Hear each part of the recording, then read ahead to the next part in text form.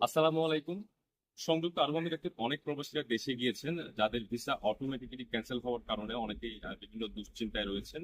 অনেকে আমাদেরকে মেসেজ বা কলের মাধ্যমে বিষয়গুলো জানতে চেয়েছেন, কোনো আহ, স্বস্তির কোনো খবর এসেছে কিনা।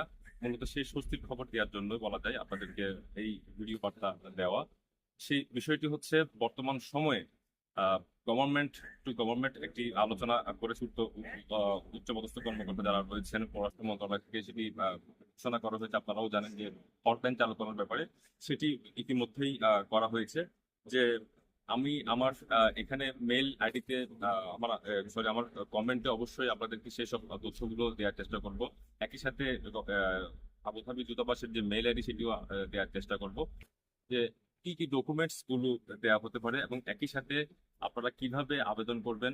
আহ, এখানে আবার কোনো ধরনের সমস্যা হলে বাংলাদেশ কনসুলেট এবং দূতাবাসের দুটি নাম্বারও দেওয়া হয়েছে যোগাযোগ রাখার জন্য, তো সেই বিষয়ে আপনারা লক্ষ্য রাখবেন। আশা করছি যেহেতু প্রাথমিক এই পর্যায়ে পদক্ষেপ নেওয়া হচ্ছে বা আপনাদের তথ্য নেওয়া হচ্ছে, কোনো সুফল আপনারা পাবেন সেই প্রত্যাশা করছি। এবং এখানে আপনাদের নাম থেকে শুরু করে ভিসা স্ট্যাটাস থেকে শুরু করে আপনাদের ভিসা কখন ক্যান্সেল হয়েছে সেই বিষয়গুলো, একই সাথে আপনারা দেশে কখন গিয়েছেন, সবগুলো মিলিয়ে আপনারা ইমেল করবেন। এবং অবশ্যই আপনারা আহ, আমি কমেন্ট বক্সে যে আহ, আবুধাবি দূতাবাসের থেকে দেওয়া যে চারটি রয়েছে, সেই চারটি দেওয়ার পর আপনারা সেই বিষয়গুলো অবশ্যই উল্লেখ করে আপনারা মেইল করবেন। ধন্যবাদ।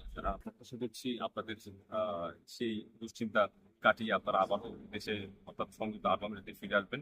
সেই প্রত্যাশায় এখান থেকে বিদায় নিচ্ছি। আসসালামু আলাইকুম।